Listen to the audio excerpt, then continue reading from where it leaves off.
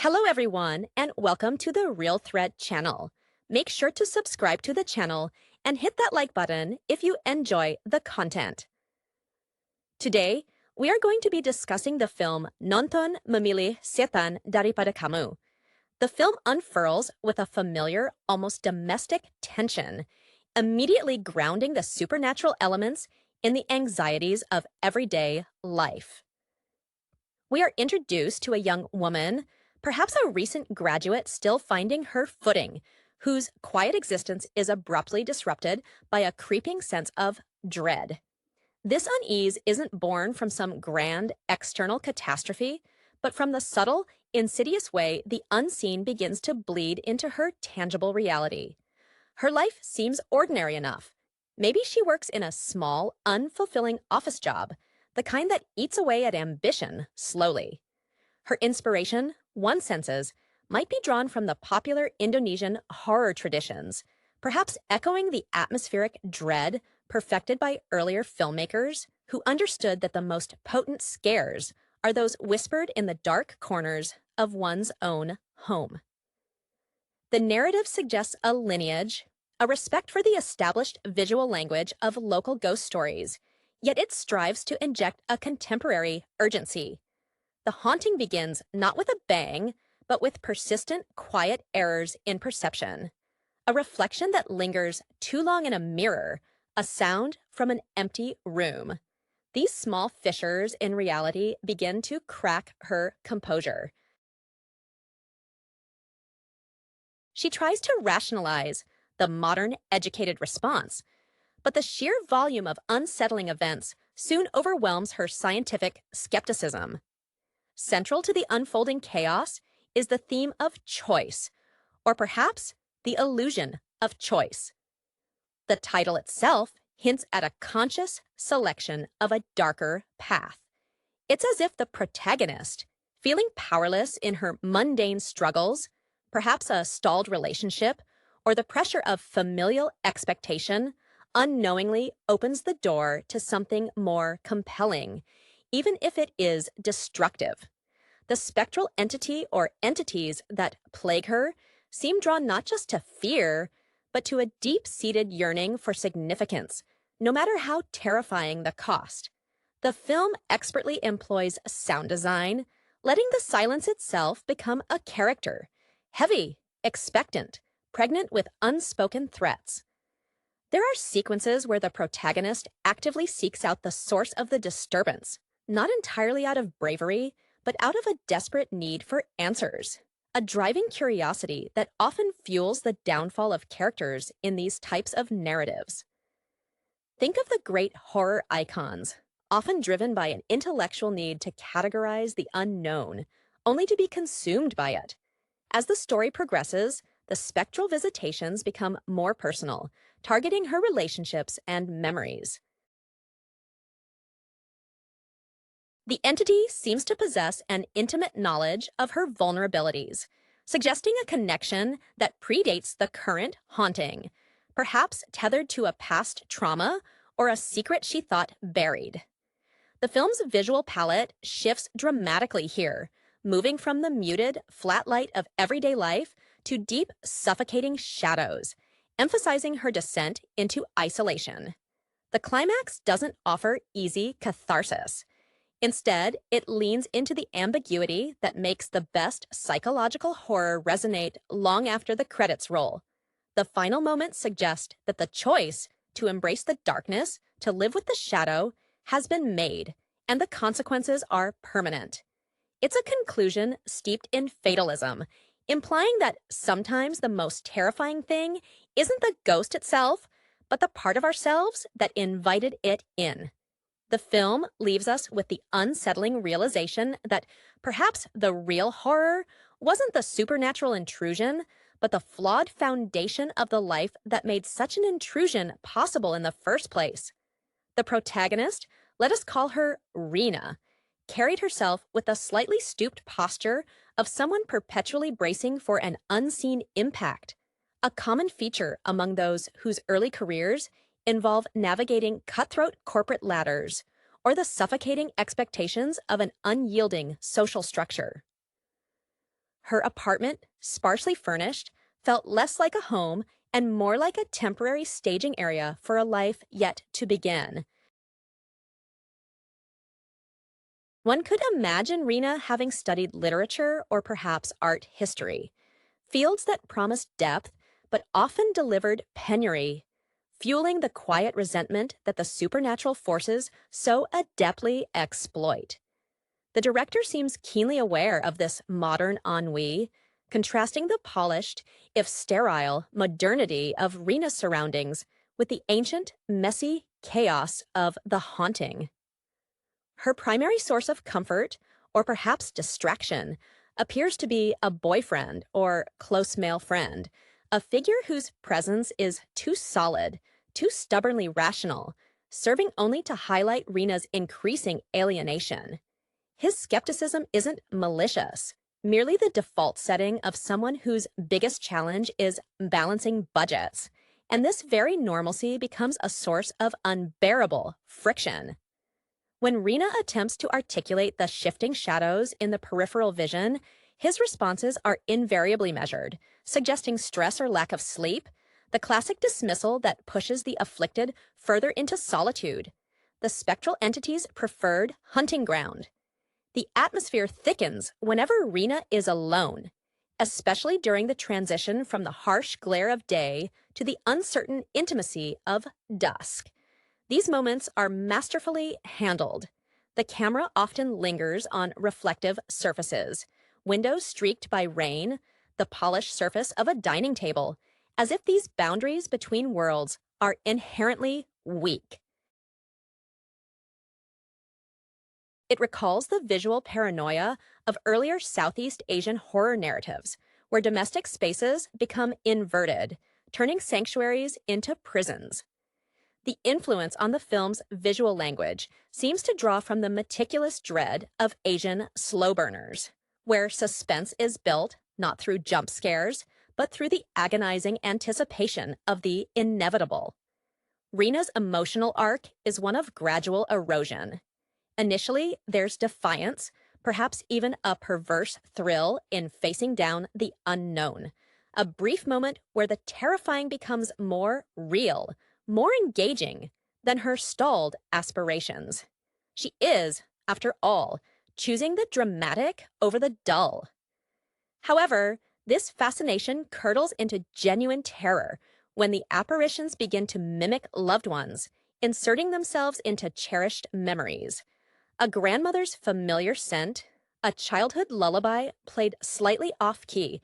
These personalized violations suggest the entity is not merely haunting a location, but systematically dismantling Rena's sense of self, using her personal history as ammunition. This psychological siege is far more damaging than any physical manifestation, chipping away at the very foundations of her reality until trust, even in her own memory, becomes impossible. The film positions this breakdown not as an external attack, but as the culmination of suppressed anxieties finally finding a tangible, terrifying outlet. The decision implied by the title to choose the demon becomes tragically understandable. When the mundane offers stagnation, the spectacular horror offers a devastating, albeit final, form of significance. The development of Rena's inner turmoil is mirrored by the gradual deterioration of her physical environment within the frame. What began as a clean, albeit impersonal apartment starts to look cluttered, not with physical objects, but with psychological residue. Dust seems to settle thicker in the corners, light bulbs flicker with undue frequency, and the persistent scent of mildew or damp earth, something entirely alien to her modern dwelling, begins to permeate the air. This sensory invasion speaks volumes about the nature of the chosen darkness. It is something fundamentally opposed to the curated existence she attempted to maintain. Her interactions with the outside world become increasingly strained. When she attempts to confide in colleagues, Perhaps a stern, older supervisor who embodies the rigid expectations of her culture. Their polite concern masks deep-seated judgment. They see only a woman unraveling, unable to cope with the pressures of adulthood, never suspecting the involvement of forces beyond their ledger books. This isolation is crucial. It strips Rena of external validation, forcing her to rely entirely on her increasingly unreliable perceptions. The narrative cleverly positions societal dismissal as the first layer of the spectral assault. The entity itself, when finally glimpsed with some clarity, is perhaps intentionally vague, shifting in form, a long shadow, a brief glimpse of pale limbs, or simply an overwhelming, oppressive presence that drains the warmth from the room. This ambiguity prevents the audience and Rena from categorizing the threat neatly. It avoids the cliches of a specific folklore monster, opting instead for a more universal representation of inescapable dread. It feels less like a ghost from the graveyard and more like the embodiment of her own unmet potential and the guilt associated with those unmet expectations. The emotional core resides in Rena's moments of brief, desperate clarity, usually occurring just before exhaustion overtakes her. There are scenes where she searches through old diaries or photographs, desperately trying to anchor herself to a verifiable past, only to find that the entity has subtly altered those records. A face smudged out, an inscription changed. This manipulation of memory suggests that the path chosen was not just an embrace of the supernatural, but a willing surrender of personal history to a more compelling narrative, however horrific. The film argues that sometimes the pain of confronting a flawed reality is so great that a definitive, terrifying alternative becomes seductive. The choice to follow the shadow is framed less as an act of wickedness and more as a surrender to a force that simply offers more substance than her current trajectory. The finality of her decision suggests a profound weariness, the ultimate refusal to keep pretending that the mediocre life was worth preserving. The weight of Rena's chosen fate settles upon her visible frame. Her initial nervousness evolves into a kind of brittle resignation. The dark circles under her eyes are not just from lack of sleep, but seem etched there by some internal corrosive process. She begins to carry herself with a strange, almost sacerdotal gravity, as if she is now privy to terrible secrets that exempt her from petty human concerns.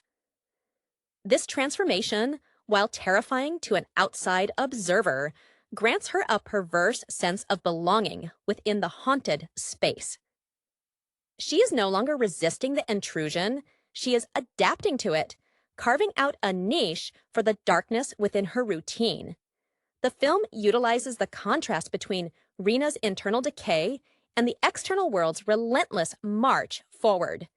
We see glimpses of her peers celebrating milestones, promotions, engagements, further emphasizing the narrative that Rena has taken a radically different and, frankly, spectacular path.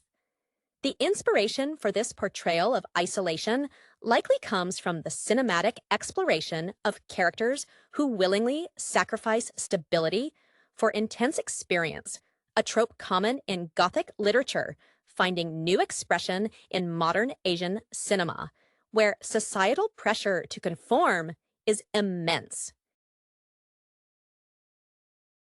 One particularly affecting sequence shows Rena preparing a simple meal, her hands moving mechanically.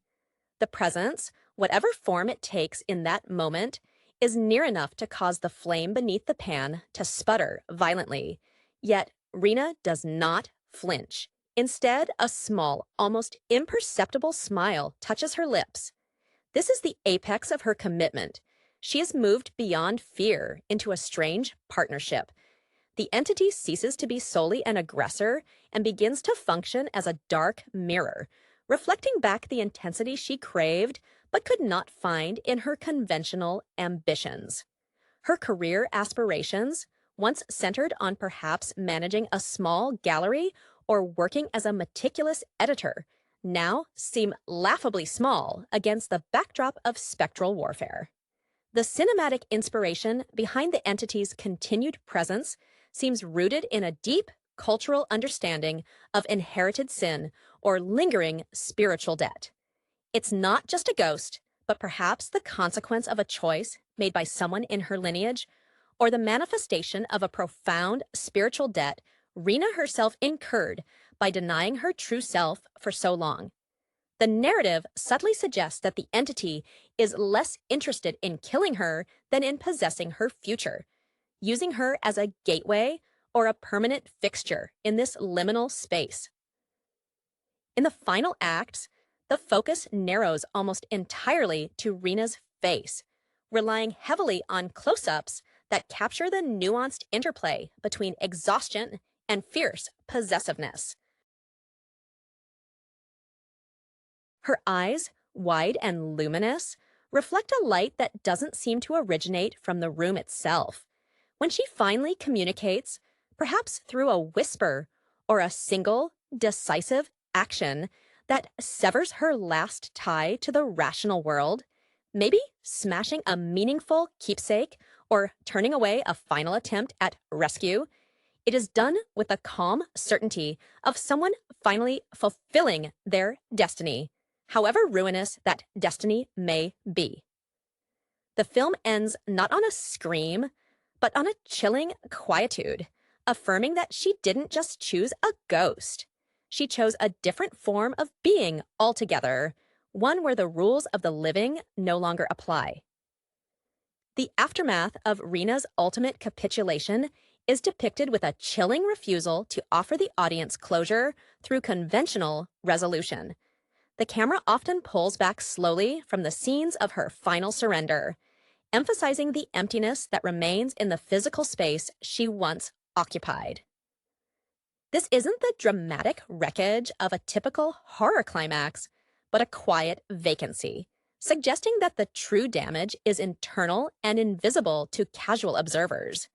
The environment itself seems to settle, perhaps even become cleaner, as if the chaotic spiritual energy has been integrated, tamed, and made permanent, like a stain that has soaked so deep into the fibers of the house that it is now part of the material itself.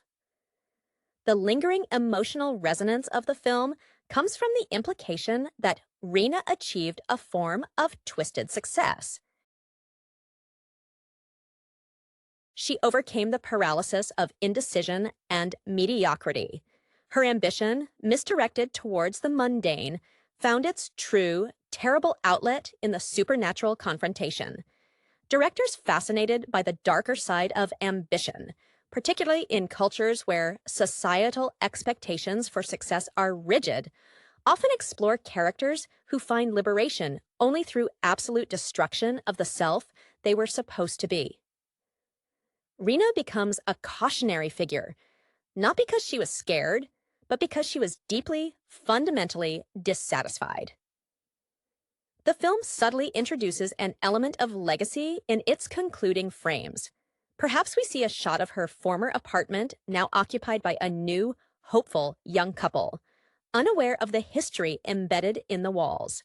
Or maybe, more disturbingly, Rena herself is glimpsed briefly on a distant street corner, looking entirely unchanged physically, yet possessing that same unnerving stillness. This final ambiguity suggests that the choice was not merely to die or survive, but to transform into something endemic to the environment, a lingering spirit of potent, destructive choice itself. The inspiration here feels indebted to narratives where the protagonist becomes the very monster they sought to understand.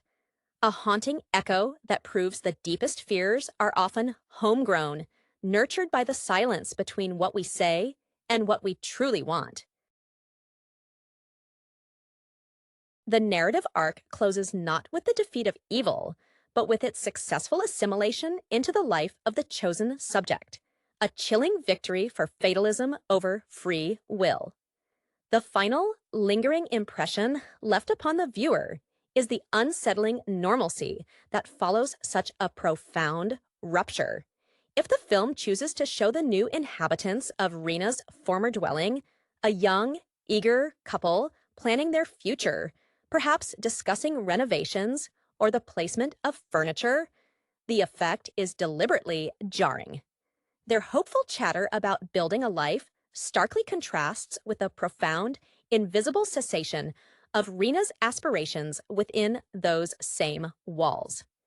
This juxtaposition serves as the film's ultimate commentary on the illusion of control.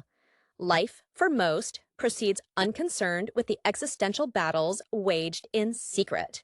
One can imagine the director, having explored the suffocating pressure of expectation, finding a strange peace in this final image of continuation. Rena's journey wasn't about escaping a ghost. It was about escaping the narrative society had written for her.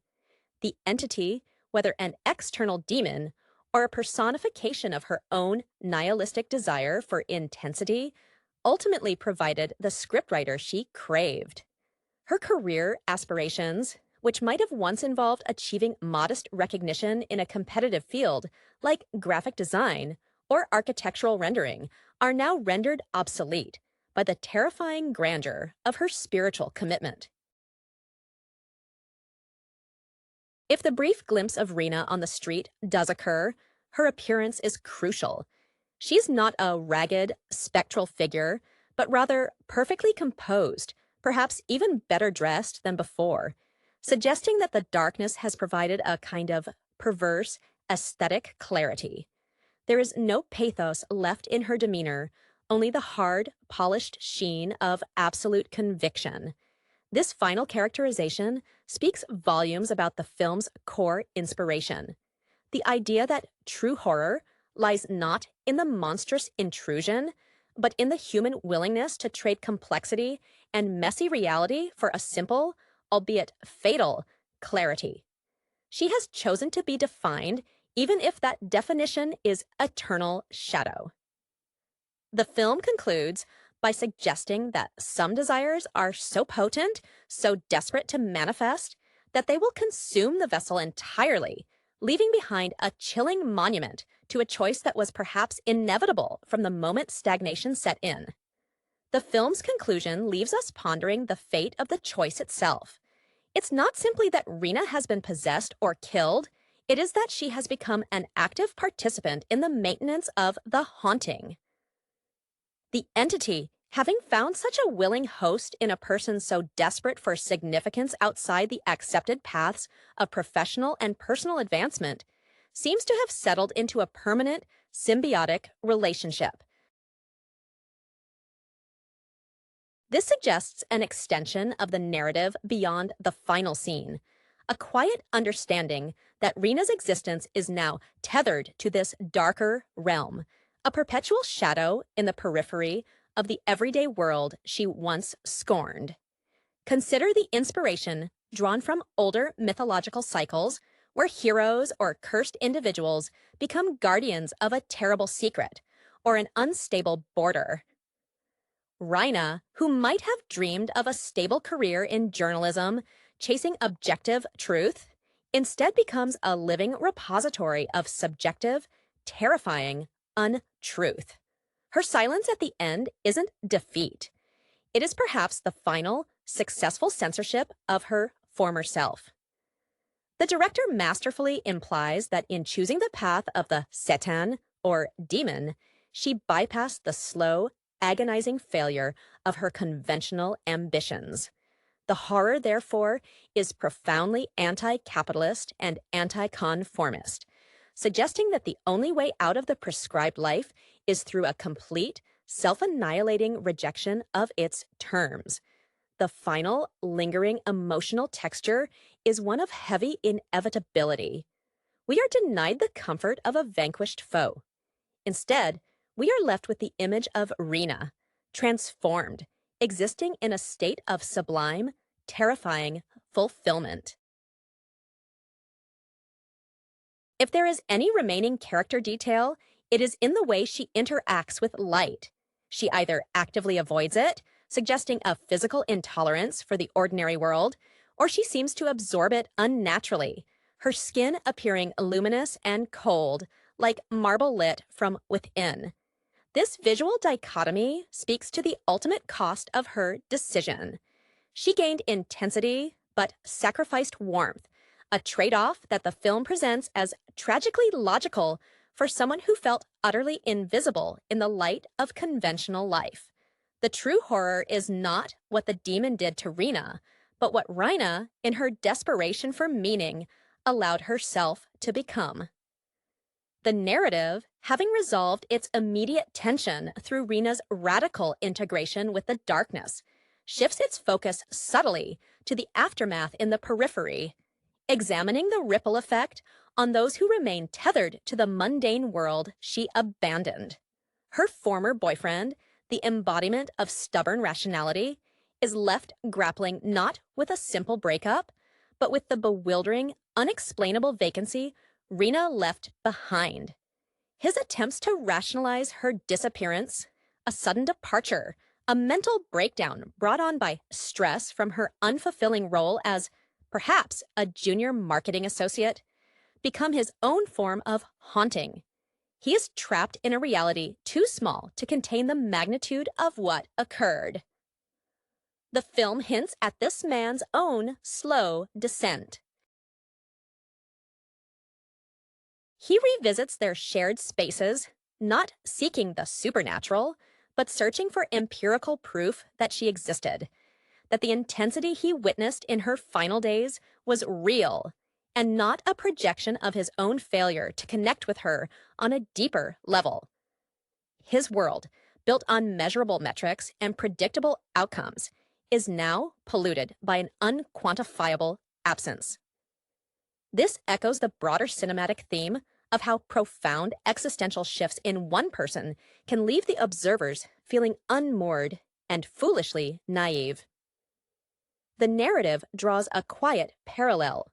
While Rena embraced the chaotic truth of the shadow, her rational counterpart is now haunted by the equally terrifying chaos of the unexplained void she created in his orderly life. The inspiration for this secondary thread seems to derive from psychological thrillers where the supporting characters are left to piece together an unbelievable sequence of events, forced to question their own sanity in the face of irrefutable yet invisible evidence. It's a tribute to the lingering power of a choice made decisively. Rena's bold act serves as a constant, unspoken judgment on the safety and compromise embraced by those who stayed behind. Her former colleagues, perhaps hearing whispers about her unexplained exit, might view it with a mixture of morbid fascination and profound relief. Relief that the contagion of existential dissatisfaction didn't spread to them. Ultimately, the film concludes its exploration by focusing on the enduring idea of Rena's choice. She represents a potent, if dark, form of agency. For those viewers steeped in the cultural context of immense pressure to succeed conventionally, Rena's story becomes a chilling allegory. Sometimes, the most dramatic escape from a stifling life is to choose a definitive, terminal narrative, even if it means becoming a ghost in one's own story. The screen fades to black, leaving the audience with the unsettling realization that the true horror wasn't the spectacle of the demonic, but the profound, agonizing desire for anything to be truly real, even if that reality is built on shadow. The quiet devastation left in the wake of Rena's definitive departure breeds a unique kind of spectral contagion among the survivors. The boyfriend, let us call him Bhima, finds himself unable to move past the polished facade of Rena's final state. His own ambition, perhaps centered on a reliable, if somewhat bureaucratic career in finance, now feels brittle and meaningless when measured against Rina's apocalyptic fulfillment. He begins to exhibit small, almost imperceptible behaviors mirroring her own descent. An undue fascination with shadows, a tendency to speak to empty rooms, half expecting the spectral clarity Rina once found. The film suggests that the entity, having successfully claimed Rina, didn't simply vanish. It left behind an emotional residue, a blueprint for radical dissatisfaction. Bhima's inherited haunting is one of acute, unbearable lucidity. He can see the walls of compromise that he willingly inhabits, now clearly illuminated by the catastrophic light of Rina's rejection of those same walls. The director seems to be making a commentary on the seductive nature of extreme acts. Once witnessed, the safe path appears inherently fraudulent. Rina's professional circle, those who saw her as merely ambitious or perhaps mentally fragile, now experiences a generalized anxiety. They might see her face in crowds or hear her specific sharp laugh echoing down an office corridor where only silence should reside. For them, the haunting is less about a ghost and more about the terrifying possibility that their own carefully constructed realities are built on sand.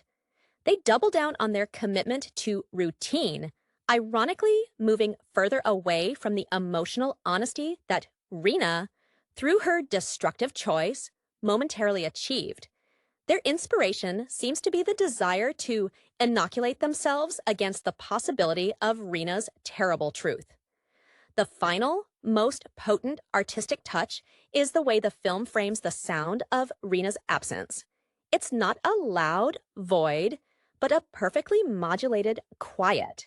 In scenes depicting Bhima trying to restart his life, maybe having coffee with a new, well-adjusted partner, the ambient noise of the cafe feels slightly muffled, as if Rina's chosen reality is absorbing the sounds of the conventional one. This subtle sound mixing elevates the horror from a supernatural event to a persistent philosophical condition.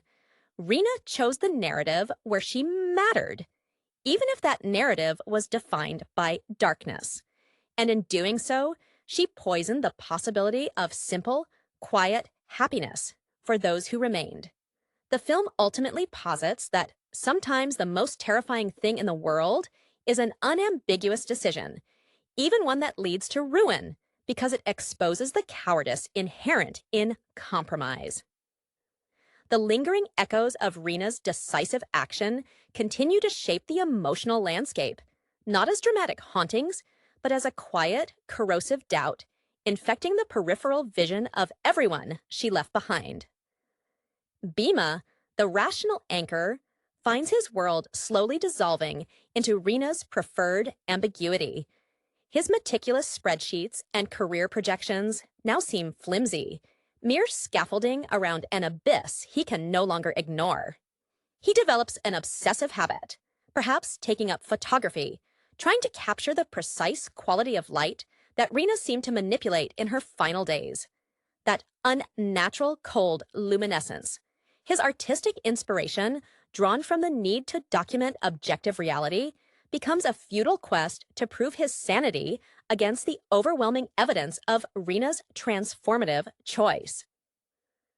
The office environment Rina once occupied, perhaps as an aspiring copywriter aiming for high-profile advertising campaigns, becomes subtly tainted by her absence. A colleague, one who perhaps subtly undermined Rina out of envy, let's call her Sari, starts exhibiting compulsive neatness, an almost frantic attempt to impose order where Rina had embraced beautiful chaos. Sari's fear is not of a spectral attack, but of contagion. She fears that the intense meaning Rina found, however dark, might be catching. This fear manifests in overwork, in aggressive conformity, a desperate overcompensation to prove that the mundane path is the only viable one. The film's overarching commentary, often subtly woven into these quieter moments, suggests that Rina's career aspirations to create compelling narratives for commerce were simply too small for the intensity of her inner life. She sought the ultimate narrative, and the demon provided it. The director seems to admire this terrible, destructive form of integrity, contrasting it sharply with the diluted ambitions of those who survive. Rina became a genuine artist of her own demise, a feat far grander than any advertising campaign could ever achieve. The final, almost unnoticeable detail that seals the film's atmosphere of perpetual unease is the state of Rina's personal belongings, if any are inventoried by the authorities or Bima. Her favorite books might be found meticulously ordered, but perhaps every single underlined passage has been subtly blotted out with black ink, a quiet erasure of any prior intellectual or emotional roadmap. Her few pieces of meaningful jewelry might be found perfectly arranged at the bottom of a drawer, rendered inert, their sentimental value drained away by the weight of her spectral allegiance. This suggests that the choice was absolute, not just rejecting the future, but systematically dismantling the verifiable past that might have pulled her back. The film leaves us with the unsettling understanding that Rina achieved a terrifying form of authenticity, one that required the full forfeiture of her ordinary self and everything that tethered her to the world of compromise. The true horror, as the film matures, lies in the enduring silence Rina achieved, a silence so profound it actively repels the noise of the living. For Bhima, this manifests in unexpected ways during his attempts to move on. He tries dating again, perhaps with someone whose career is in a stable, non-contentious field like accounting, someone who values predictability above all else. Yet, during intimate moments, he finds himself momentarily paralyzed, his focus drawn not to the present companion, but to an imagined spot across the room where Rina once stood. He projects her silent judgment onto his new partner's attempts at normalcy, their easy laughter sounding thin and false against the memory of Rina's concentrated, terrifying focus. The visual language reinforcing this is exquisite. In scenes with Bhima and his new associate, the camera often favors deep focus on the background, making the present interaction seem shallow, almost two-dimensional, while the empty space where Rina once was retains a richer, darker texture, as if holding onto her spectral presence like heavy velvet. This technique speaks to the inspiration found in narratives where unresolved trauma warps perception. The survivors are cursed by the sheer weight of the departed's commitment.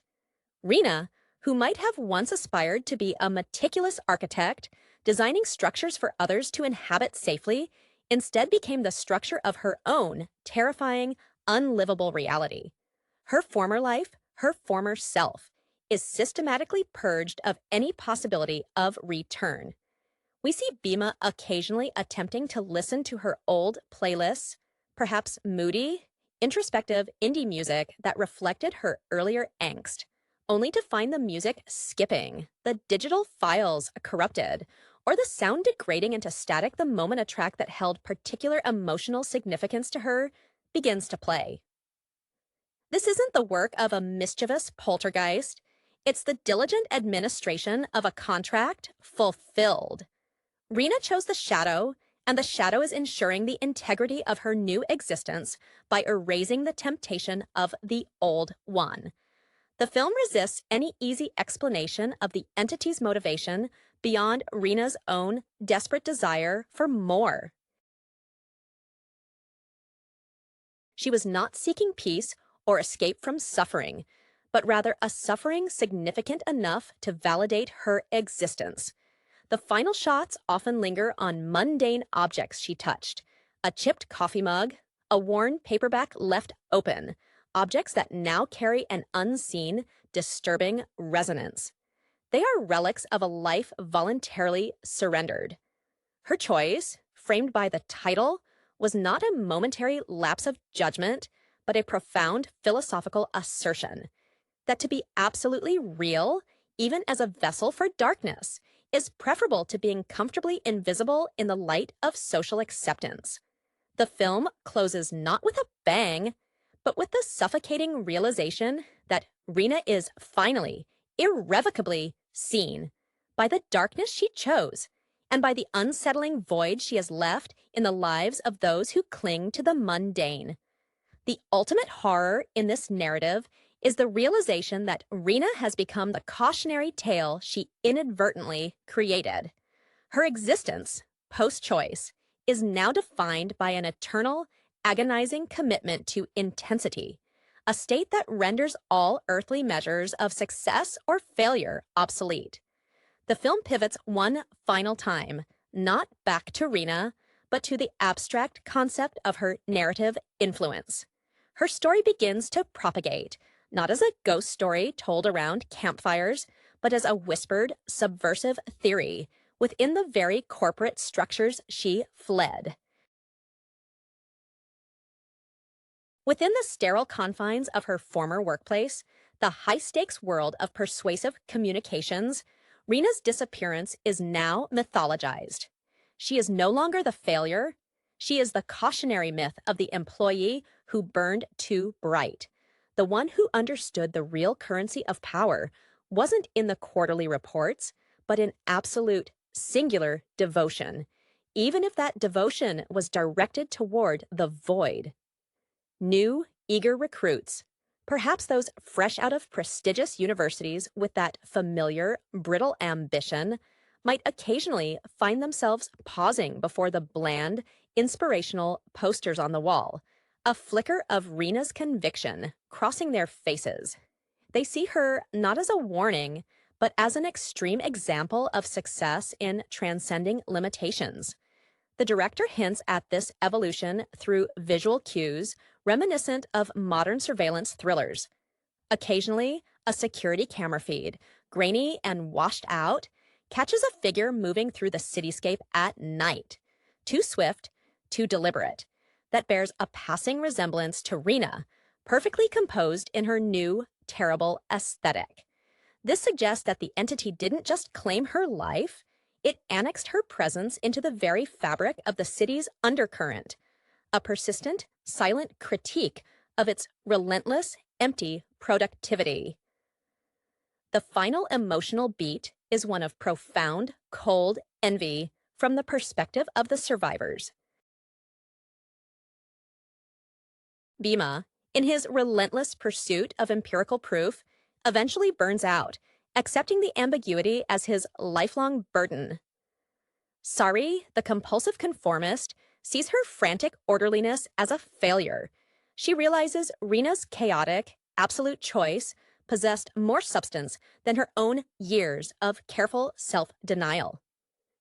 The inspiration here taps into a deep cultural anxiety, the fear that conformity is merely a prolonged, slow-motion surrender. Rena, in her single, dramatic refusal, achieved a terminal form of integrity. The film leaves the audience not with fear of the demon, but with the chilling recognition that sometimes the most passionate commitment one can make is to the spectacle of one's own unmaking, provided that spectacle is powerful enough to outshine the mediocrity of existence.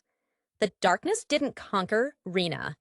It simply gave her the only audience she ever truly craved. The final, lingering resonance of Rena's narrative settles upon the audience, not as a conclusion, but as a persistent, low-frequency hum of existential critique. The film suggests that the true horror is the effectiveness of Rena's choice as a counter-narrative to societal expectations. She didn't just leave the world, she inverted its value system.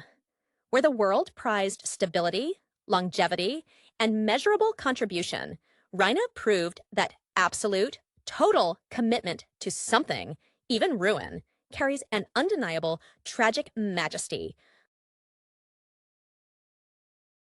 The narrative implies that Rena's transformation served as a spiritual pathogen within the ambition-driven ecosystem she inhabited.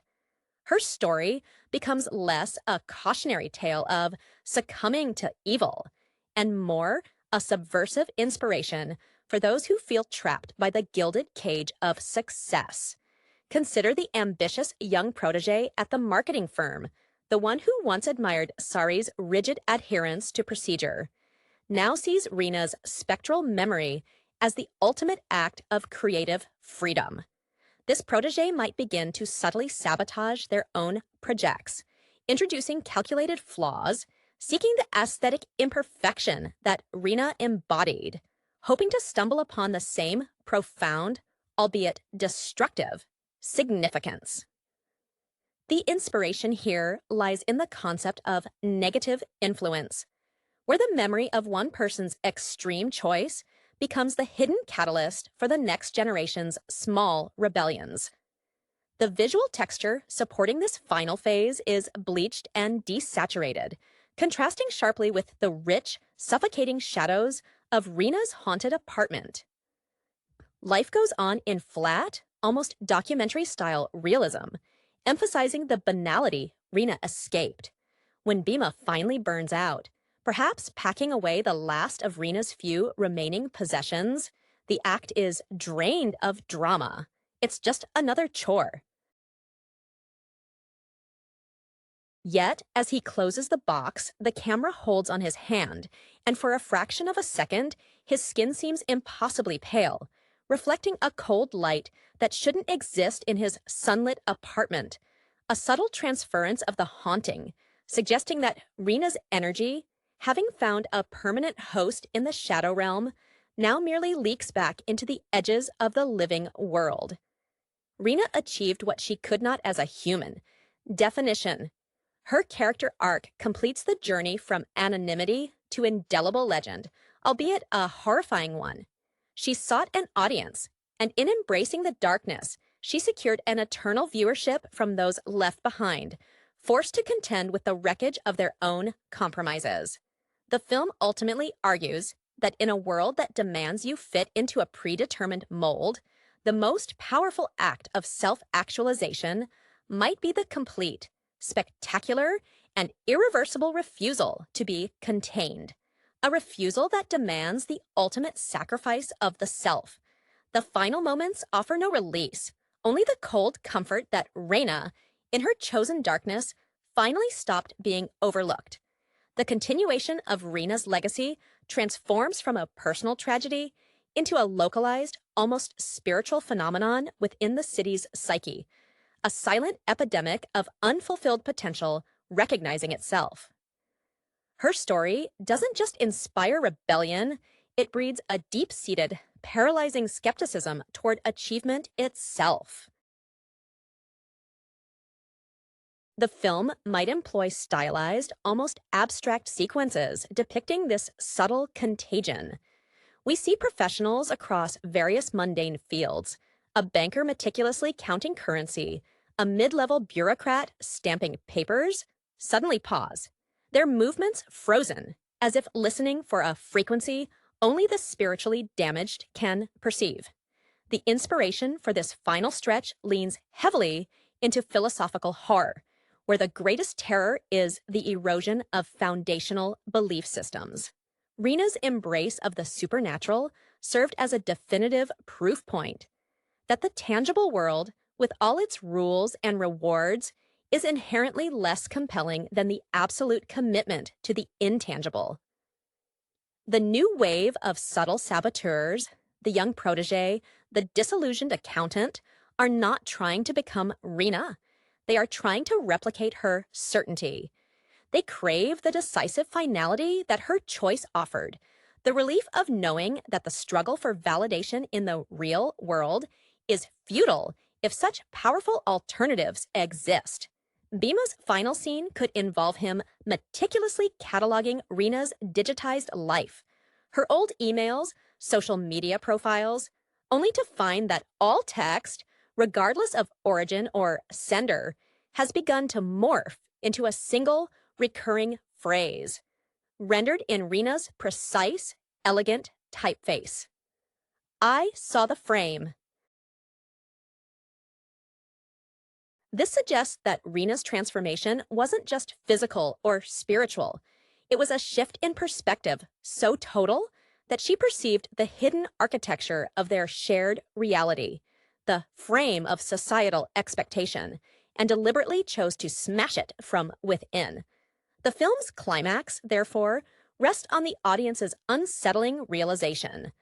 Rina has become the ultimate symbol of radical authenticity. She didn't seek happiness or conventional success. She sought definition. And by merging with the darkness, she achieved a permanence that the fleeting conditional success of her peers can never touch. The final shot might not be on Rina, but on a blank wall in the office building she once worked in.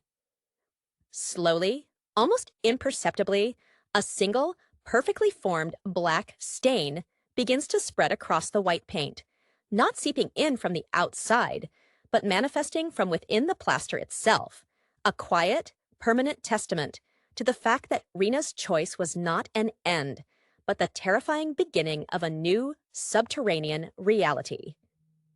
The cinematic venture of Nonton Memilih Setan Daripada Kamu, loosely translating to watching chooses the devil rather than you, presents a fascinating, albeit sometimes uneven, exploration of moral compromise and the insidious nature of temptation within the Indonesian cultural landscape.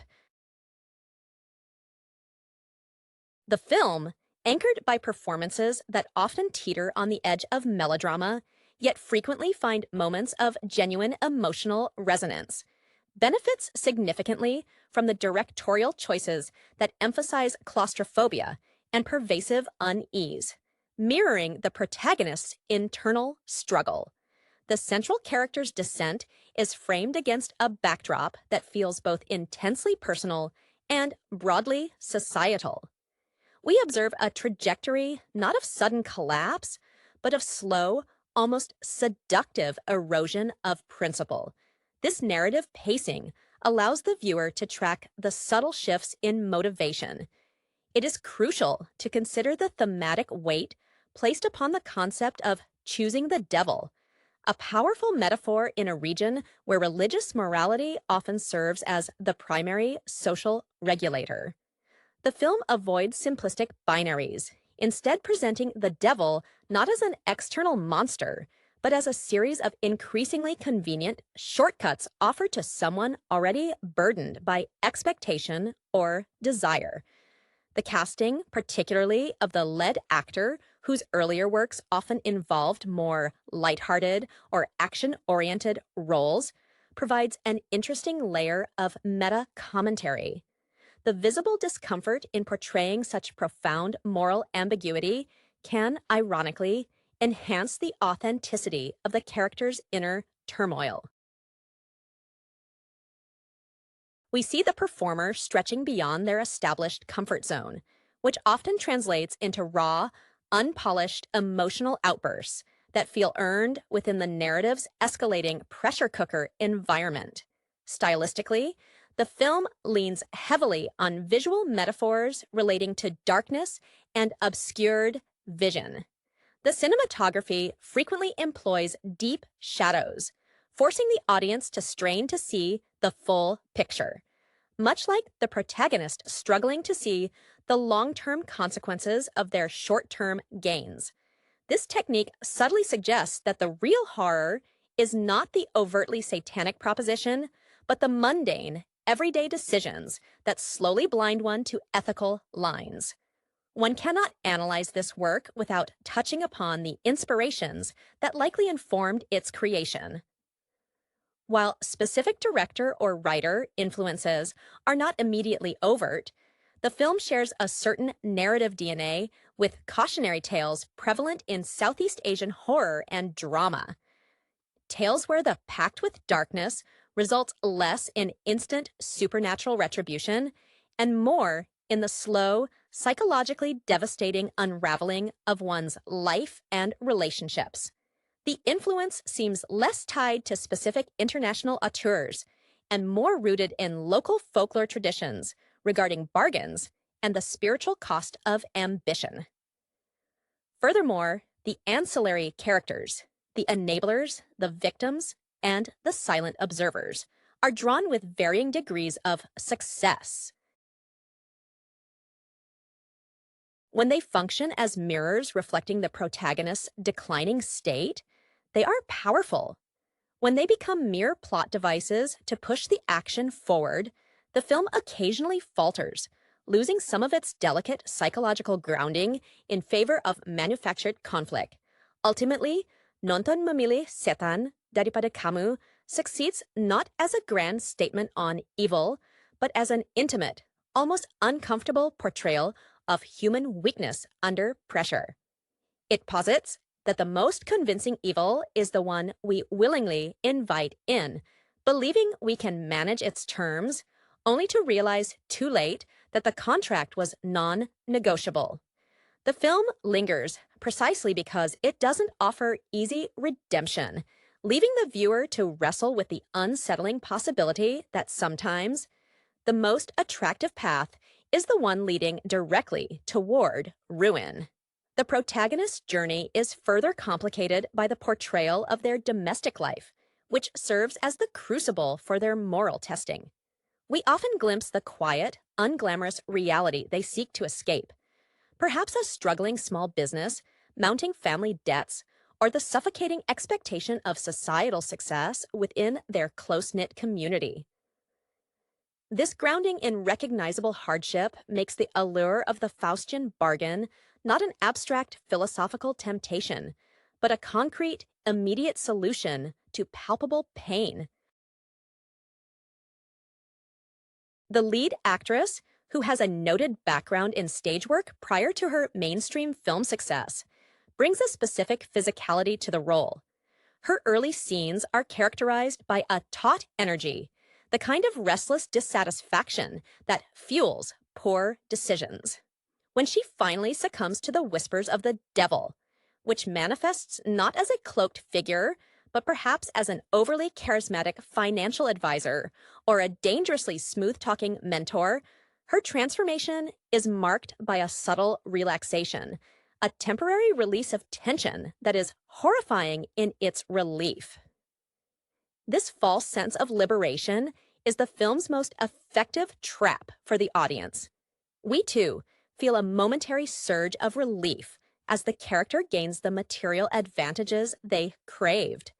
The camera lingers on newly acquired possessions, a brighter apartment, expensive clothing, but always frames them with an unsettling emptiness. The director employs long, static shots during scenes of supposed triumph, allowing the silence of the setting to underscore the isolation of the success. It suggests that the devil doesn't steal happiness. It merely replaces the struggle for happiness with the hollow acquisition of its symbols. The antagonist figure, the whisperer of the deal, deserves closer scrutiny. If the actor portraying this tempter has a background rooted in dramatic television series known for their complex, morally gray villains, this history informs their performance beautifully. They manage to avoid the mustache-twirling cliché, instead embodying a seductive pragmatism. Their dialogue is peppered with justifications that sound like progressive modern thinking. Everyone does it, or you deserve this reward for your effort, making the corruption feel like a natural evolution rather than a sudden fall. This is where the film gains its psychological depth. It's not about resisting ultimate evil, but resisting the powerful temptation of self-justification. The emotional fallout is depicted through increasingly fraught interactions with a key supporting character, perhaps a loyal spouse or a deeply religious sibling. These scenes are often shot in tight close-ups, magnifying the micro-expressions of betrayal and confusion. The supporting actor's commitment to portraying unwavering hurt loyalty prevents the narrative from spiraling into pure nihilism. Their reactions are the audience's moral compass. Their eventual withdrawal serves as the true measure of the protagonist's loss, a loss far greater than any debt or public disgrace could quantify. The film's ending, which avoids a neat resolution, feels deliberately unsatisfying in a way that is intellectually rewarding. Instead of a climactic confrontation or divine intervention, we are left with a prolonged visual sequence, perhaps showing the protagonist alone in their ill-gotten gains, the silence now deafening. This echoes the narrative ethos of many impactful Indonesian dramas that prioritize internal reckoning over external spectacle. The decision to watch the devil isn't a single event, but a continuous process. And the film ensures we understand that the punishment isn't fire and brimstone, but the cold, hard reality of living with the choices made in the dark. The textural contrast between the protagonist's former striving existence and their present state of tainted affluence is meticulously drawn through the film's costume design and set dressing, which often speaks louder than dialogue. In the early sequences, the protagonist is clad in practical, slightly worn fabrics, suggesting dedication and perhaps frugality, born of necessity. When the pact takes hold, the shift is immediate but jarring. The new attire hangs slightly wrong, the expensive materials feeling alien against the character's skin, suggesting an imposition rather than an organic acquisition. This visual dissonance mirrors the internal conflict. The external markers of success are present, yet the internal spirit remains malnourished.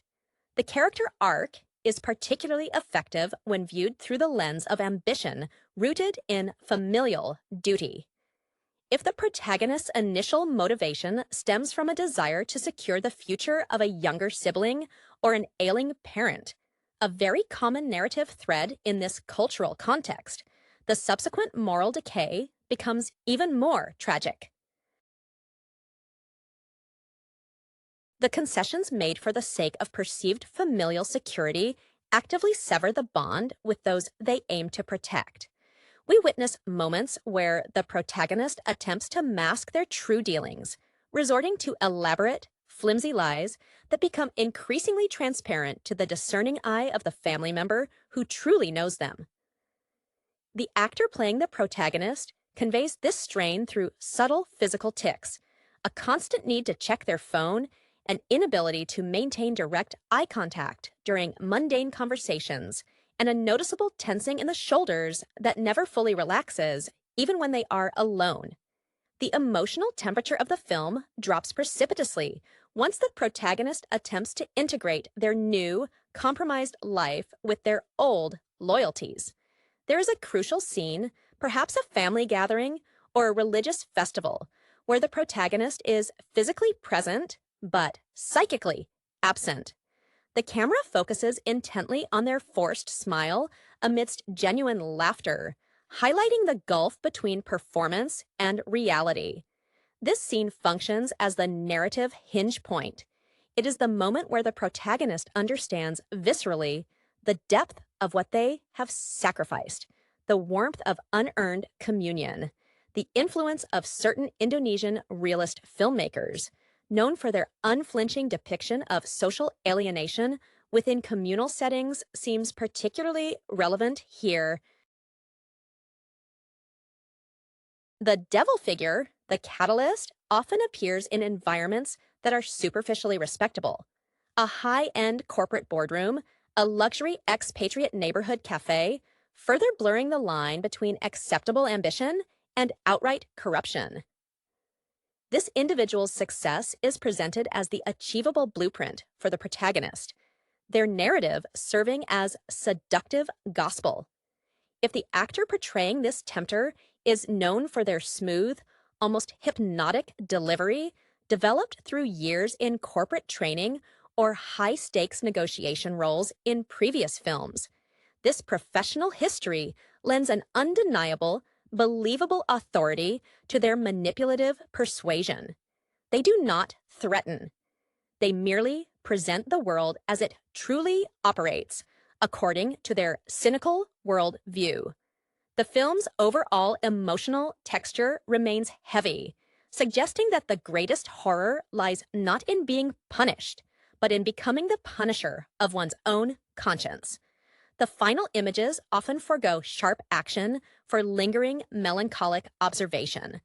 A slow pan across a beautifully decorated but utterly silent room, or a shot of the protagonist staring blankly out a window at the indifferent city lights.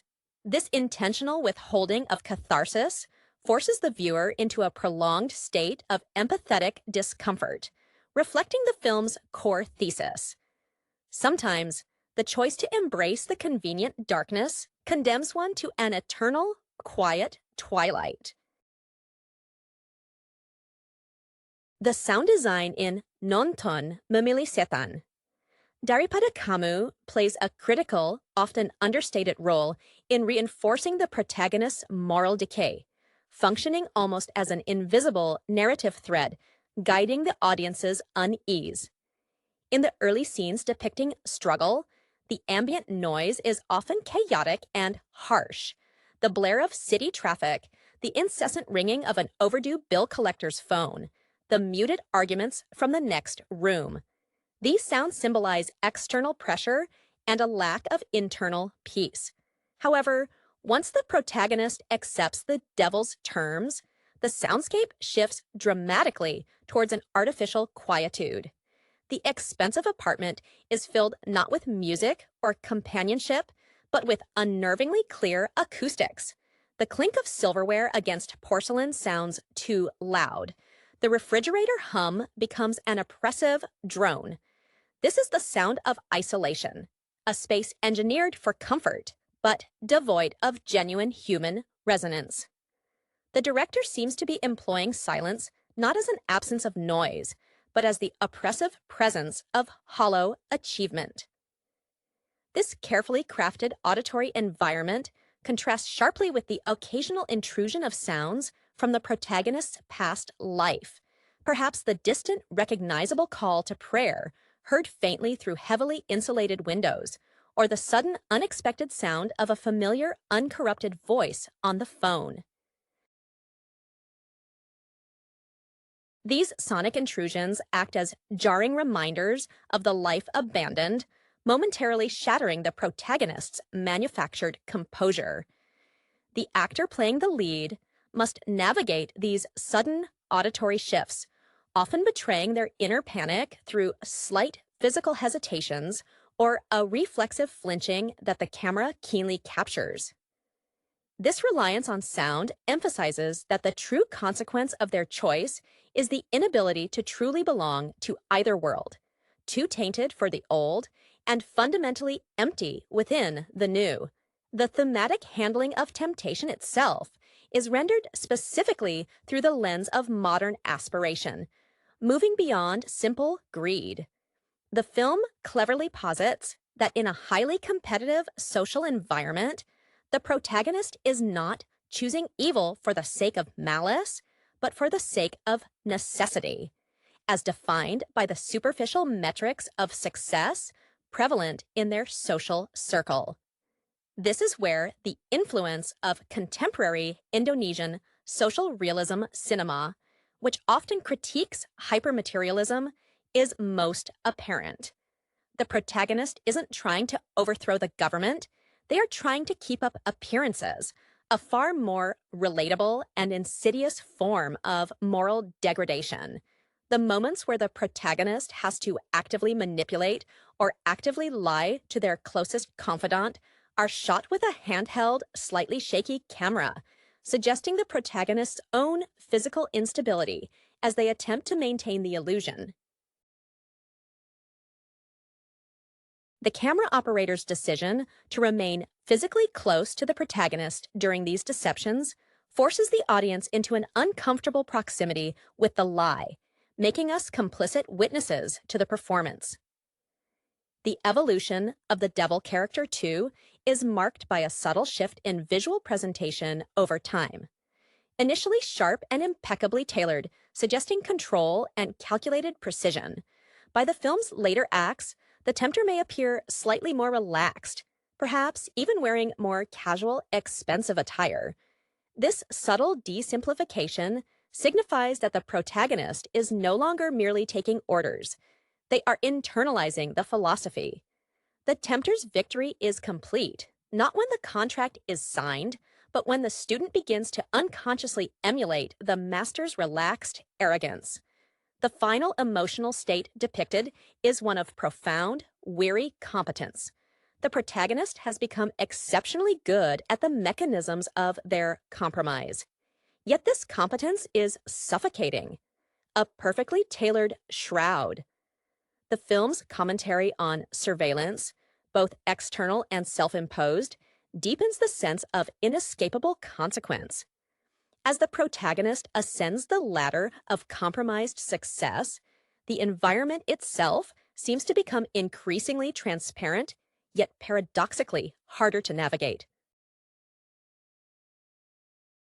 The interiors, initially warm and cluttered with the evidence of genuine life, transition into minimalist spaces characterized by large, reflective surfaces, glass walls, polished chrome, and large, dark television screens that remain stubbornly turned off. These reflective surfaces ensure that the protagonist is constantly confronted with their own image, forcing an unending, involuntary self-assessment. The lighting in these spaces is often stark and directional, creating hard-edged shadows that deny the softness of ambiguity. Everything is either brightly illuminated in its falsehood or plunged into absolute darkness. This visual strategy implies that while the protagonist sought to hide their actions from society, the greater burden is the inescapable visibility to themselves. The casting choice for the sibling or close family member who acts as the moral anchor is crucial, often relying on an actor whose previous work centered on portraying unwavering, almost stubbornly idealistic characters. This creates a deliberate friction when contrasted with the protagonist's cynicism. This supporting figure is typically portrayed with an open, unguarded facial expression, making their eventual realization of the betrayal profoundly painful to watch. Their scenes of confrontation are deliberately underlit, placing them metaphorically in the shadows of the protagonist's new life, emphasizing the power imbalance. When this character attempts to appeal to the protagonist's former self, their voice often cracks not with anger, but with a deep, sorrowful confusion. A reaction that seems to cut deeper into the protagonist than any accusation of outright criminality ever could. This familial bond represents the last tether to authenticity, and its deliberate severing is the film's most emotionally brutal sequence. The thematic link between ambition and authenticity is explored through a recurring motif of performance art or public speaking, areas where the protagonist might have once excelled with genuine passion. If the lead actress has a history in roles requiring strong oratorical skills, her portrayal of delivering successful but ethically void presentations in her new life becomes a masterclass in cognitive dissonance. She masters the outward presentation, the confident stance, the persuasive modulation of the voice. But the camera isolates the small, involuntary gestures of self-disgust. A momentary clenching of the jaw, or a brief, unfocused stare into the middle distance, just as the audience applauds. This suggests that the devil hasn't just bought actions, but has successfully commodified and hollowed out the very essence of her talent. Finally, the film's slow realization of futility is underscored by a deliberate de-emphasis on the initial objects of desire. The luxury car sits parked, unused, for long stretches. The expensive artwork gathers dust. The narrative subtly withdraws attention from the spoils of the pact, focusing instead on the rituals of maintaining the facade. This quiet exhaustion mirrors the protagonist's own energy expenditure, not in acquiring the wealth, but in perpetually defending the legitimacy of that acquisition. The ultimate horror, as staged by the director, is the realization that the effort required to sustain the lie far exceeds the effort required to live honestly, leaving the protagonist trapped in a gilded cage of their own meticulous, self-imposed design. The film's engagement with the concept of cultural authenticity versus globalized aspiration is subtly woven into the aesthetic of the antagonist's world. The devil's domain is often depicted with an almost sterile internationalism, architecture devoid of local ornamentation, technology that is cutting edge but impersonal, and a pervasive sense of detachment from the immediate Indonesian environment. This contrasts sharply with the richly textured, slightly chaotic visual language used to depict the protagonist's past neighborhood, full of vibrant street life and recognizable domestic intimacy. This visual dichotomy reinforces the idea that the compromise involves not just a moral surrender, but a cultural and spiritual expatriation from the familiar comforts of home. The protagonist, in embracing this sleek, foreign standard of success, risks becoming unmoored, a ghost moving through opulent spaces that offer no genuine belonging. The internal monologue, rarely voiced but intensely conveyed through the lead actor's expressive eyes, centers on a desperate justification of their actions as a form of necessary sacrifice for the collective. If the protagonist is a woman, her pursuit of this dark path is often framed around providing unprecedented security for future generations. A powerful, culturally resonant motivation. The film excels in scenes where she observes her uncorrupted relatives engaging in simple joys, a shared meal, a communal prayer, and instead of feeling jealousy, she feels a profound, isolating pity for their perceived naivete in our real world she now inhabits. This sense of superiority, however fragile, is the final intoxicating illusion the devil sells. The actor must convey the weight of this self-deception, perhaps through a deliberate over-enunciation of trivial details when speaking about her new life, a sign that she is overcompensating for the hollowness she perceives internally. The subplot involving professional rivals or former colleagues serves as an excellent testing ground for the protagonist's new ruthlessness. These interactions are often choreographed with a tense, almost balletic formality. Where the protagonist once relied on collaboration or earned merit, they now deploy calculated sabotage or strategic withholding of information. The actor playing the rival often carries the performance history of roles, defined by straightforward, honest competition, making their defeat by underhanded means feel particularly unjust and amplifying the protagonist's descent into pragmatism over principle. The camera frequently frames these confrontations from a low angle on the protagonist, visually granting them unwarranted power while simultaneously showing the flicker of panic in their eyes just before they deliver the killing blow, suggesting that the power gained is inherently unstable. The film's pacing slows considerably in its third act, mirroring the protagonist's stagnation despite outward progress. The initial thrill of acquisition has worn off, replaced by the grinding administrative work of maintaining the deception. This is where the director's decision to lean into slow cinema pays dividends, forcing the audience to sit in the discomfort of the protagonist's boredom and growing paranoia. There is a noticeable absence of dynamic movement in these late scenes.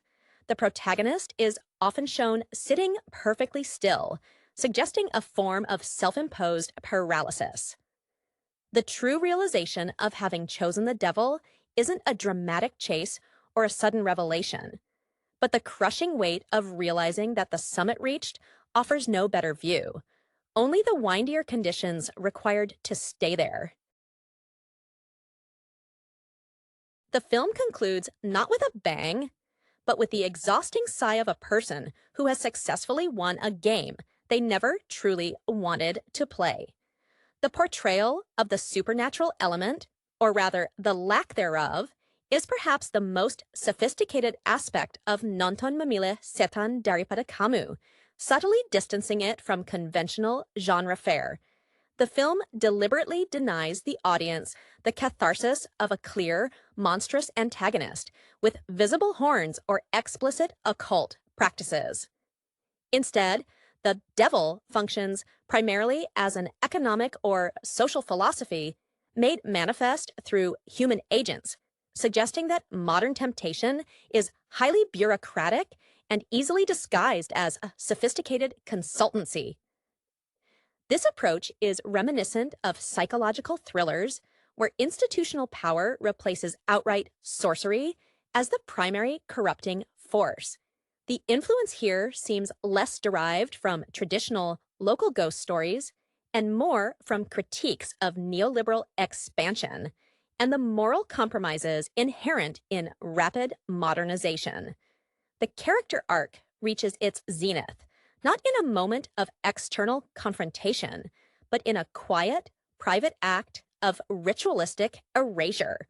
As the protagonist attempts to fully assimilate into their new status, they might be shown systematically disposing of artifacts from their former life. Old photographs, handwritten letters, tokens of genuine affection.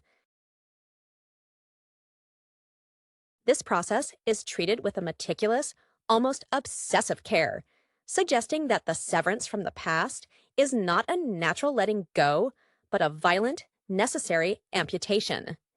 The actor embodies this with a chilling lack of visible emotion, their movements precise and detached, as if they are dismantling someone else's property. This scene powerfully illustrates that the real cost of the pact is the forced alienation from one's own history and memory. The supporting cast, particularly the professional enablers, are afforded brief, sharp vignettes that illuminate the pervasive nature of the compromise.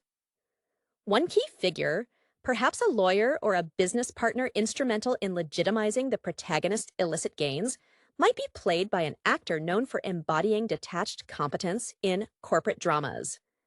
Their commentary is always pragmatic, devoid of moral framing.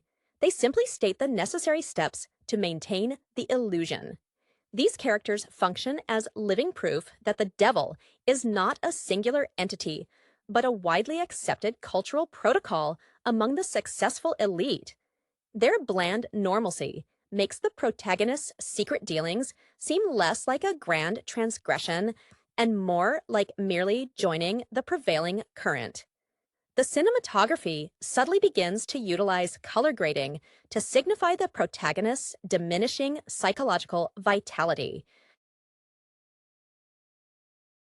While early scenes emphasized warm, saturated colors reflecting community vibrancy or the flush of genuine effort, the later sequences become dominated by desaturated blues, cold grays, and an almost clinical white light in the protagonist's office spaces.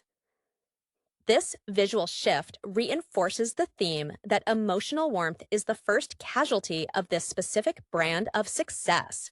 Even moments of supposed celebration, a high-profile award ceremony, or a luxurious dinner party, are rendered visually cold, the characters looking like exquisitely dressed mannequins under harsh spotlights, emphasizing performance over participation. Ultimately, the film's enduring impact stems from its refusal to offer a neat path back. The final frame often centers not on punishment, but on the protagonist's complete, albeit unintentional, self-imprisonment. They are physically free and materially rich, yet entirely bound by the maintenance of the lie. This mirrors the career trajectory of many contemporary actors who successfully transition into blockbuster roles. The initial exhilaration of massive reward eventually gives way to the exhausting obligation of maintaining that stardom. Nonton Memilih Setan. Daripada Kamu posits that the most terrifying choice is the one that trades the possibility of authentic happiness for the certainty of hollow security, leaving the audience with the unsettling impression that the gates of hell are simply very well furnished and soundproofed. The film's dedication to depicting the slow atrophy of empathy is most vividly realized in the protagonist's interactions with service industry workers or subordinates, those existing outside the sphere of their newfound power. Where the earlier version of the character might have exhibited patience or a casual courtesy born of shared struggle, the post-pact individual displays a chilling impatience, viewing any delay or perceived incompetence as a direct affront to their manufactured status. The director employs long takes during these microaggressions, allowing the audience to observe the subtle hardening around the protagonist's eyes and the stiffening of their posture. This subtle cruelty, often going unnoticed or unremarked upon by those around them, serves as a continuous, low-grade confirmation of their moral vacancy. The actor skillfully uses the physical space. They lean back in expensive chairs, use proprietary gestures to dismiss others, and occupy space with an entitlement that feels entirely unearned and deeply uncomfortable for the viewer to witness. The narrative device used to test the protagonist's resolve is often tied to an external crisis, a natural disaster, an economic downturn, or a public scandal that affects the community they left behind. The protagonist, insulated by their ill-gotten gains, has the capacity to offer substantial, anonymous aid. However, their decision to either intervene or remain detached becomes the final, irrefutable proof of their transformation. If they choose to help, the act is transactional, devoid of personal warmth, often routed through layers of legalistic complexity designed to prevent any genuine connection. If they choose inaction, the film lingers on the televised images of suffering, forcing the protagonist and the viewer to confront the real-world implications of their abstract moral choices. This moment highlights the narrative's grounding in local socio-political realities, where the gap between the privileged elite and the struggling majority often forms the central tension of social critique. Furthermore, the film utilizes the visual language of sleep and insomnia to track the protagonist's internal disintegration. The initial sleeplessness was fueled by the anxiety of the bargain, the fear of discovery. In the later stages, the insomnia becomes a symptom of terminal boredom and psychological fatigue. We see long sequences where the protagonist is lying awake in their luxurious bed, the room oppressively quiet, lit only by the cold, blue glow of technological devices that offer no solace. The camera moves slowly across their face, revealing a tension that sleep cannot alleviate, a constant, low-grade vigilance against the self. This suggests that the devil didn't offer freedom. It offered a more sophisticated form of imprisonment, where the bars are made of obligation and memory. The actor's expressive stillness during these nocturnal scenes speaks volumes about the erosion of inner peace, suggesting a career peak dedicated not to celebrated performance, but to maintaining a facade of restful contentment. The subtle influence of psychological realism in Indonesian cinema is most apparent in the film's refusal to offer a definitive moment of reckoning involving divine or supernatural intervention. The climax is internal and mundane. Perhaps the protagonist receives an innocuous piece of news, like the unexciting promotion of the honest former colleague they once scorned, or the simple, happy marriage of the devoted sibling. These events, which should signify personal failure, instead trigger a profound, quiet breakdown because they confirm that genuine fulfillment was available outside the pact. The film closes, as mentioned before, on this note of exhausted competence, suggesting that for many, the true tragedy is not being caught by the devil, but succeeding so completely in the devil's game that one forgets what a worthwhile prize even looks like. The motif of mirrors and reflections, already noted for its role in self-surveillance, is intricately linked to the protagonist's engagement with media consumption, which acts as a distorted mirror to their own life choices. In the early stages of their ascent, the protagonist might be seen watching news reports or social commentary programs critically, analyzing the flaws in the system they intend to manipulate. As they gain power, their media consumption shifts to self-aggrandizing content, watching glowing profiles of people who have achieved success through similar means, or perhaps endlessly reviewing footage of their own public appearances, seeking validation for their performance. The screen, in these moments, stops being a window to the outside world and becomes a personalized echo chamber, carefully curated to affirm the rightness of the path chosen. The lead actor's ability to portray a shift from critical engagement to self-obsessed scrutiny is key here. The concentration once dedicated to external problem solving is now wholly internalized and focused on self-maintenance. The characterization of the devil figure evolves further to embody the concept of aspirational mentorship gone toxic. If the actor playing this tempter has a history in playing figures of charismatic authority, perhaps a university dean or a celebrated motivational speaker, their delivery focuses on weaponizing positive affirmation. They don't preach doom, they preach optimization. They frame ethical boundaries as merely inefficiencies in the pursuit of maximizing personal potential. This makes their corruption seductive because it appears couched in the language of self-help and modern self-actualization, themes heavily marketed to ambitious young professionals. The protagonist isn't being told to worship a dark lord. They are being told they must worship themselves, unburdened by outdated concepts of communal responsibility. The film's exploration of time management provides a powerful undercurrent of the narrative. In the struggling phase, time is scarce, precious, and constantly running out, leading to hurried decisions and palpable anxiety. Once the pact is made, time seems to stretch, becoming abundant but meaningless. Long, empty afternoons replace frantic activity. The director utilizes slow motion not for moments of high drama, but for mundane activities. The protagonist waiting for an elevator that arrives instantly, or slowly pouring an expensive, unneeded drink. This temporal distortion signifies the loss of purpose. When every desire is instantly gratified, the very mechanism that gives life structure, the struggle toward a goal, dissolves.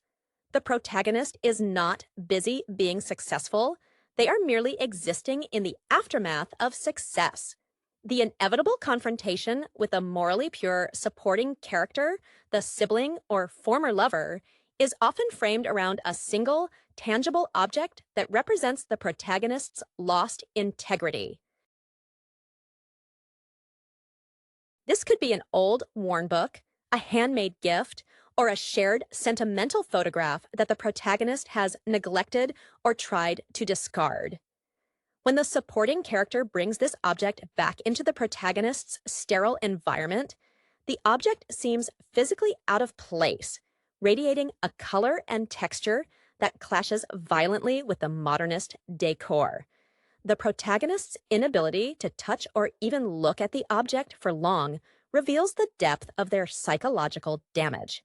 They can manage complex financial fraud, but they cannot face the simple, honest weight of a past memory. This final sequence suggests that the ultimate devil's bargain is the successful trading of a rich, complex internal life for a simple, impoverished external reality. The pervasive sense of paranoia that grips the protagonist in the latter half of the film is meticulously externalized through the blocking and camera movement. As their moral erosion continues, the protagonist rarely occupies the center of the frame.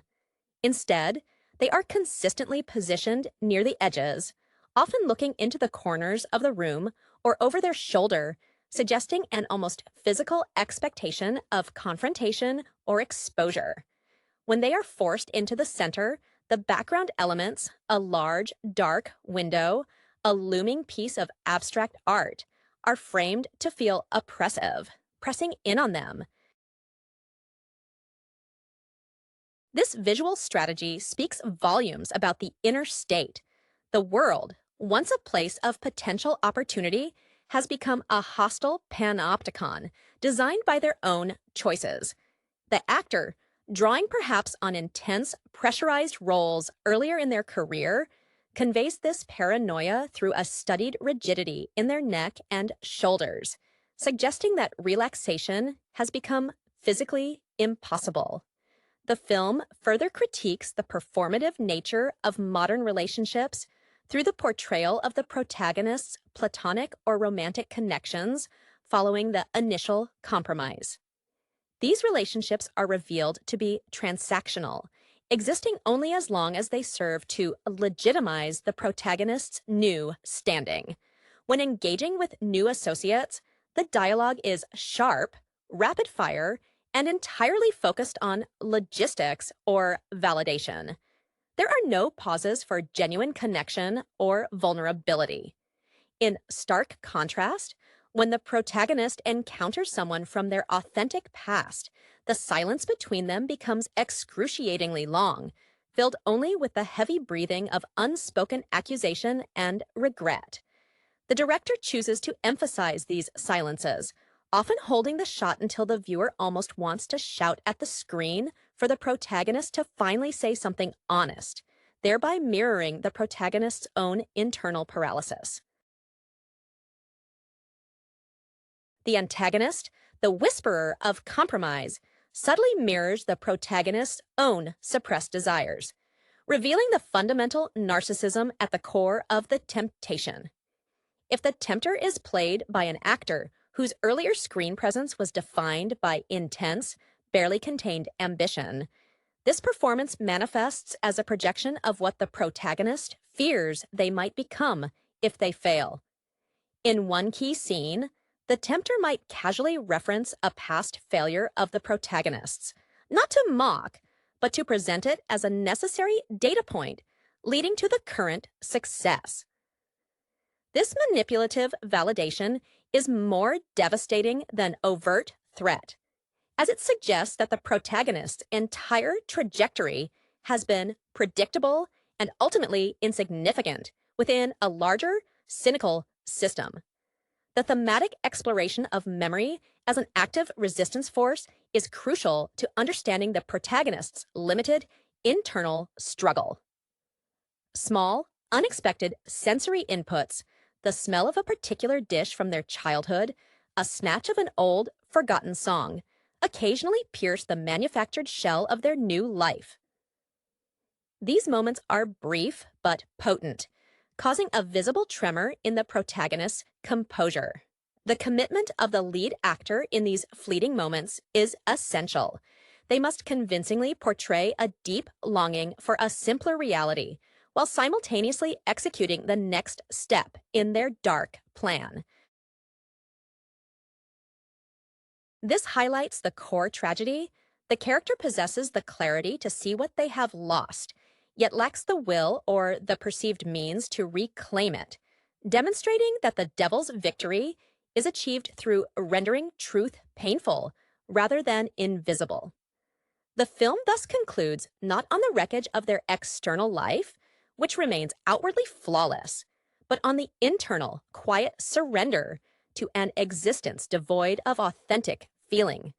The film's resolution, or lack thereof, is deliberately engineered to resonate with the audience long after the credits roll, reflecting a sophisticated understanding of contemporary moral exhaustion, common in narratives exploring wealth acquisition. Instead of external punishment, the final state of the protagonist is one of pervasive, almost bureaucratic inertia. They are functionally paralyzed, not by fear of the law, but by the sheer volume of minutiae required to uphold the illusion of their success. We see this in extended sequences dedicated to tedious, repetitive tasks, signing endless documents, monitoring stock tickers that no longer bring excitement, or managing complex social itineraries where every interaction is choreographed. This focus on the mechanics of maintenance signifies that the pact has traded dynamic struggle for static obligation. The actor's performance here moves away from the initial anxious energy to a heavy, almost somnambulant competence, suggesting that the soul has been completely outsourced to the machinery of wealth management. The visual metaphor of attire reaches its apex in the final act. The once jarringly expensive clothing now fits perfectly, suggesting the protagonist has physically molded themselves to the shape of their lies. However, there is a subtle but telling detail. Perhaps their tailored suits are always a shade too dark, or their expensive jewelry seems unnaturally heavy when they move. These details imply that while they have achieved the external appearance of the elite, they are perpetually weighed down by the artifice. This echoes the career trajectory of actors who transition from gritty, physically demanding roles to high-status, tailored roles. The initial freedom of movement is replaced by the constraint of costume, symbolizing a loss of organic expression. The impact of the protagonist's choices on the previously mentioned moral anchor, the sibling or former lover, is fully realized through a final non-verbal exchange. If the film features a key scene where the two characters cross paths in a public, neutral space, like an airport or a crowded museum, the staging is critical. The protagonist, surrounded by their trappings of success, makes no attempt to engage, perhaps offering only a brief, practiced nod that is instantly recognizable as dismissive.